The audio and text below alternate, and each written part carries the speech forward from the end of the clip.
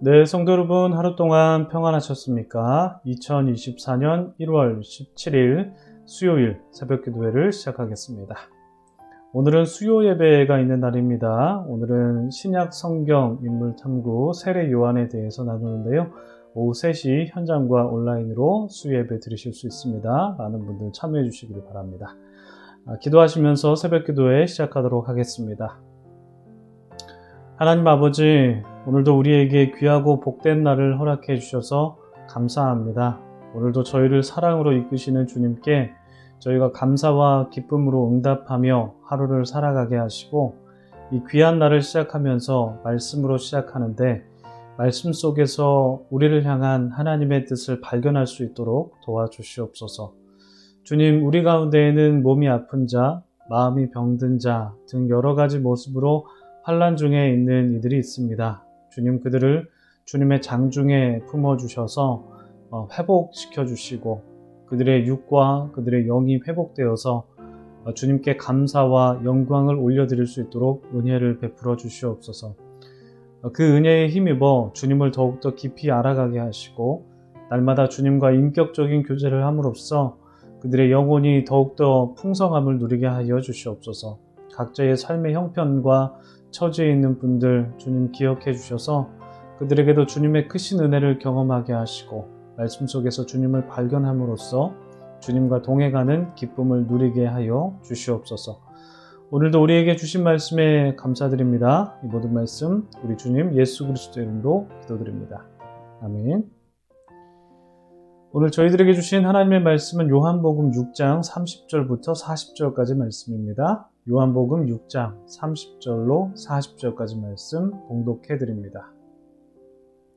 그들이 묻되, 그러면 우리가 보고 당신을 믿도록 행하시는 표적이 무엇이니이까? 하시는 일이 무엇이니이까? 기록된 바 하늘에서 그들에게 떡을 주어 먹게 하였다 함과 같이 우리 조상들은 광야에서 만나를 먹었나이다. 예수께서 이르시되, 내가 진실로 진실로 너희에게 이르노니 모세가 너희에게 하늘로부터 떡을 준 것이 아니라 내 아버지께서 너희에게 하늘로부터 참 떡을 주시나니, 하나님의 떡은 하늘에서 내려 세상에 생명을 주는 것이니라. 그들이 이르되, 주여 이 떡을 항상 우리에게 주소서. 예수께서 이르시되, 나는 생명의 떡이니 내게 오는 자는 결코 줄이지 아니할 터이요 나를 믿는 자는 영원히 목마르지 아니하리라. 그러나 내가 너희에게 이르기를 너희는 나를 보고도 믿지 아니하는도다 하였느니라. 아버지께서 내게 주시는 자는 다 내게로 올 것이요 내게 오는 자는 내가 결코 내쫓지 아니하리라. 내가 하늘에서 내려온 것은 내 뜻을 행하려 함이 아니요 나를 보내신 이의 뜻을 행하려 함이니라. 나를 보내신 이의 뜻은 내게 주신 자 중에 내가 하나도 잃어버리지 아니하고 마지막 날에 다시 살리는 이것이니라. 내 아버지의 뜻은 아들을 보고 믿는 자마다 영생을 얻는 이것이니 마지막 날에 내가 이를 다시 살리리라 하시니라. 아멘. 네, 참 좋으신 우리 주님의 크신 은총이 우리 토론토 한인장로교회 모든 성도님들과 우리 청년들에게 가득하시기를 주님의 이름으로 축복합니다. 오병이어 사건을 통해서 우리는 예수님께서 이 세상에 오신 참된 떡이시고 또 하나님의 뜻을 행하러 오신 분이심을 우리가 다시 한번 묵상하고 있습니다. 월요일부터 시작한 요한복음 6장 말씀은 금요일까지 쭉 이어집니다. 우리가 월요일에 오병이어 사건을 보았죠. 그리고 어제는 예수님께서 바다 위로 걸으시는 내용 우리가 함께 다루었습니다. 그리고 나서 22절에 오병이어 사건을 경험했던 우리가 예수님께로 찾아오는 내용도 우리가 어제 봤었죠.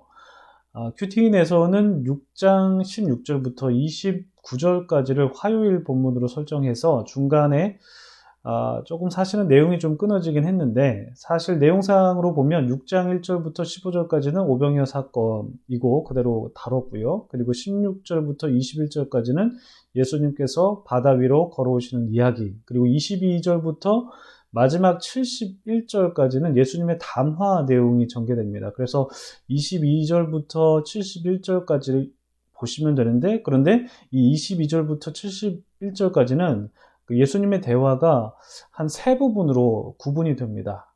첫 번째는 예수님과 대화를 나눈 대상이 바로 무리들인데, 우리가 어제 나누었는데요.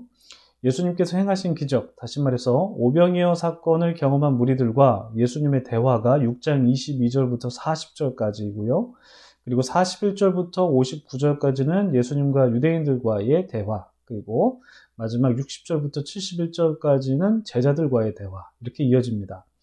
그래서 6장 중반부부터 하반부까지 구조를 나누면 이렇게 됩니다. 6장 22절부터 40절까지는 예수님과 무리들과의 대화이고요. 그리고 두 번째는 예수님과 유대인들과의 대화, 그리고 마지막은 예수님과 제자들과의 대화. 이렇게 22절부터 71절까지 구조를 나누면 이렇게 세 구조로 나누어 볼 수가 있습니다. 예수님께서는 이 각기 다른 세 부류의 대상과 대화를 나누시는데, 그러나 대화의 주제는 모두 다 동일합니다. 그것이 무엇이냐면 바로 영생입니다. 예수님께서는 무리들과도 영생에 대해서 말씀하셨고요. 그리고 유대인들과도 영생에 대해서 말씀하셨고, 또 제자들에게도 영생에 대해서 말씀하셨습니다. 모두 다 동일하게 영생에 대해서 말씀하셨는데, 그러니까 예수님께서 이 세상에 오신 이유는 하나님께서 세상을 이처럼 사랑하셔서 독생자를 주신 것인데, 이는 그로 말미암아 영생을 얻게 하려 하심이라. 예수님께서 오신 목적이 바로 사람들에게 영생을 주려 하심인 것이죠. 예수님께서 오신 이유와 목적, 바로 영원한 생명을 주시기 위함이라는 것을 요한복음에서는 아주 줄기차게 전하고 있습니다. 어제 우리가 본 본문 27절에서도 예수님께서는 영생하도록 있는 양식을 위해서 일하라 라고 무리들에게 말씀을 전하셨고요. 오늘 본문 33절에서도 하나님께서 주시는 떡은 생명을 주시는 것이다 라고 말씀하시고, 40절에서도 예수님을 믿고 영생을 얻어야 한다 라고 말씀하십니다. 이렇게 계속해서 예수님께서는 영생에 대해서 말씀하시는데, 이렇게 예수님께서 이 땅에 오신 목적과 그리고 여러 표적을 통해서 당신께서 하나님이심을 드러내시면서 전하고자 하신 메시지가 바로 영생이다라는 것이죠. 그런데 문제는 사람들이 바로 이 영생에 대해서 무지하고 게다가 관심이 없다는 것입니다. 오늘 본문에 나온 무리들이 바로 그러한 사람들 중에 대표적인 사람들인데요. 이들은 오로지 떡에만 관심을 보인 사람들이었다라는 것이죠. 참떡이신 예수님 그 자체, 그러니까 예수님의 존재에 관심이 있는 것이 아니라 예수님께서 당신을 드러내시기 위해서 보여주셨던 그 수단으로 삼으신 먹는 떡에만 무리들이 관심을 보였다라는 것입니다. 어제 말씀인 26절에서도 그들의 관심이 떡에 있었다라는 것이 드러났죠. 그리고 조금 더 거슬러서 6장 15절을 보시면요.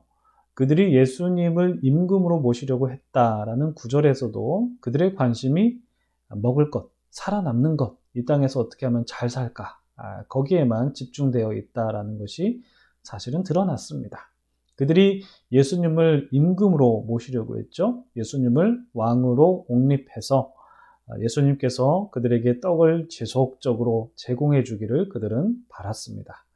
게다가 그들은 출애굽 때 하나님께서 베풀어 주신 만나 이야기에서도 그들의 관심은 만나 그 자체에만 있었지, 그 만나를 주신 하나님의 존재와 하나님께서 왜 그들에게 만나를 주셨는지에 대해서는 사실 전혀 관심 밖의 모습을 보입니다. 심지어 예수님께서 그 출애굽 때의 만나 이야기를 해설해 주시면서 그 만나가 모세가 준 것이 아니라 하나님께서 주셨다. 하나님께서 주시는 떡은 생명을 주시는 것이다 라고 이런 설명을 덧붙이셨잖아요. 예수님께서 이런 설명을 해주시면서 그 출애굽 만나 사건을 설명해 주셨음에도 불구하고 그들은 여전히 예수님께서 말씀하신 그 떡의 의미를 깨닫지 못하죠. 그리고 그들이 원하는, 그리고 그들이 바라는 것은 그들의 배를 배불릴 그 떡만 바라고 있었다라는 것입니다. 34절에서 그래서 그들이 이렇게 말합니다. 그들이 이르되 주여 이 떡을 항상 우리에게 주소서. 그러니까 예수님께서 그 출애굽 그 시대 때 만나를 주신 그 누가 주셨는지 하나님께서 주셨다라는 이 말씀을 지금 출애굽 만나를 해설해 주시는데 그들의 결론이 주여 이 떡을 항상 우리에게 주소서. 뭔가 좀 코미디 같지 않으십니까, 여러분? 네. 이들의 관심은 그냥 오로지 떡에만 집중되어 있었다라는 것이 고스란히 잘 드러나 있는 부분입니다. 여러분, 이 구절 보시면서 오버랩되는 사람이 혹시 있지 않으신가요? 이 구절은 마치 우리가 4장에서 만났던 사마리아 여인이 예수님께 물을 구했던 장면과 좀 오버랩 되지 않나라는 생각을 가져봅니다. 사마리아 여인은 더 이상 물 들어오고 싶지 않았죠. 남들이 보는 그 눈을 피해서 대낮에 물 들어왔었는데, 이제 정말 고생스럽다. 더 이상 물 들어오고 싶지 않다. 그래서 예수님께 물을 달라, 생수를 달라라고 구했지만 예수님께서 말씀하신 생수가 무엇이었습니까? 진짜 그런 어떤 우물에서 나는 그런 물입니까? 아니죠. 바로 예수님께서 말씀하신 생수는 당신 자신을 의미한 것이었죠. 그러니까 이 여인이 생수를 그냥 먹는 샘물로만 오해를 했고, 자신의 수고를 덜기 위해서 예수님께 생수를 달라라고 요청했던 것처럼 오늘 본문에 나온 무리도 더 이상 수고롭게 떡을 구하지 않고 예수님께서 기적을 베풀어 주셔서 우리가 그냥 지속적으로 그냥 아무 일 안 하고 떡을 먹으면서 그렇게 살고 싶습니다. 그렇게 요청한 것이라고 볼 수 있을 것 같아요. 한마디로 불로소득을 바랐던 것이죠. 예수님의 말씀에 대해서 완전히 빗나갔던 이들의 바람 그리고 요구에 대해서 예수님께서는 본질적인 말씀을 해주셨습니다. 어제 신목사님께서 예고해 주신 대로 예수님께서 자기 자신을 드러내신 이른바 에고에이미의 첫 시작이 오늘 본문에서 나오는데요. 예수님께서는 떡을 팔았던 그들에게 내가 바로 생명의 떡이다. 나는 생명의 떡이다. 라고 말씀하시면서 에고에이미, 나는 나다. 당신의 존재를 그렇게 밝히셨습니다. 사람들은 눈에 보이는 현상들, 그리고 예수님께서 베푸시는 은혜들, 그 기적들, 그것만 바라고 원했지만 예수님은 그 은혜를 통해서, 그 기적을 통해서 바로 예수님 자체를 바라기를 말씀하셨습니다. 그들은 예수님의 은혜 그것을 바랬지만 예수님은 은혜를 통해서 예수님, 나 자신을 좀 바라라 라고 말씀을 하신 것이죠. 그러니까 어제 말씀을 통해서 우리는 예수님께서 베푸신 은혜를 통해서 그 안에 담겨 있는 의미를 좀 탐구하는 것에 힘을 쏟아야 된다라는 그런 메시지를 들었는데, 그러니까 어제 말씀과 사실 오늘 말씀이 좀 상당히 유사합니다. 예수님께서 베푸신 행하신 그 기적을 통해서 그 기적만 보고 그 은혜만 보고 그것만 희망하는 게 아니라 바로 그 은혜를 베푸신 예수님을 알고 예수님으로 충분하다라는 그런 고백을 하기를 예수님께서 원하신다라는 것이죠.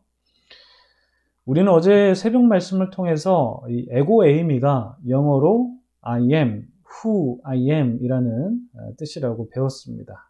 그러니까 나는 나다라는 거죠.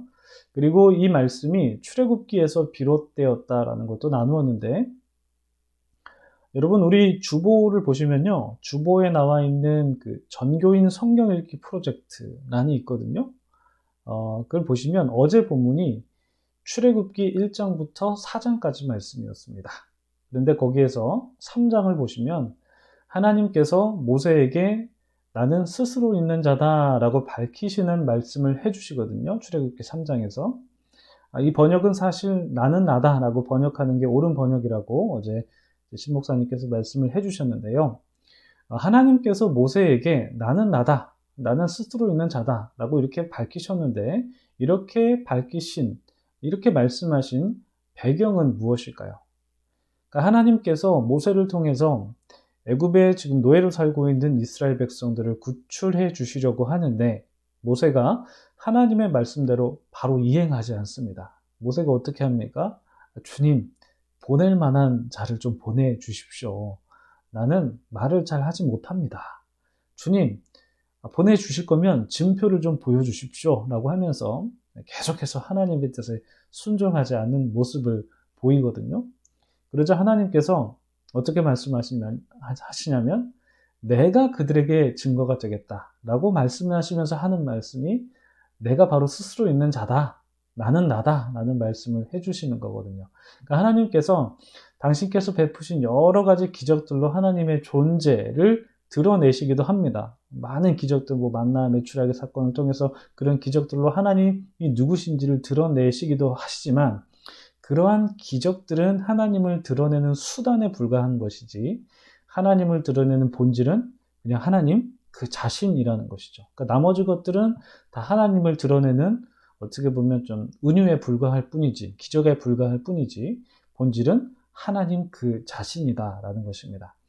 그래서 예수님께서도 나는 나다, 에고 에이미라는 화법을 통해서 당신을 드러내시는데 바로 자기 자신을 생명의 떡이다라고 말씀하시면서 무리들 너희들이 바라고 원하는 떡이 사실은 그 떡 자체가 아니라 바로 나여야 된다. 너희가 원하고 먹고 싶은 그런 떡 자체가 아니라 바로 나이어야 된다라고 말씀을 해 주시는 것입니다. 그러니까 기적과 은혜를 추구하기보다 그 은혜를 주는 바로 나를 너희가 좀 희망했으면 좋겠다. 나를 바라보고 나 자신으로 만족했으면 좋겠다라고 말씀을 해 주시는 거죠. 왜냐하면 예수님에게서 바로 영원한 생명, 영생이 나오기 때문입니다. 사람들은 현상에 눈이 뺏겨버립니다. 그들의 마음이 뺏겨버리죠. 때로는 그 현상이 담고 있는 본질을 사람들이 놓쳐버릴 때가 많습니다. 예를 들면 멋진 자동차를 봤다고 가정을 해볼까요? 그럴 때 휘황찬란한 자동차의 매력에 그냥 눈이 뺏기기 쉽지 그 자동차가 어떻게 만들어지는지 그 공정과 혹은 부품의 재료 등에 깊은 관심을 보이면서 그런 것들을 사람들이 깊이 생각하지 않죠. 물론 기술자들 같은 경우에는 좀 다르겠지만 일반적인 사람들에게는 보이는 현상, 그 모습에 가장 먼저 반응을 보이게 됩니다.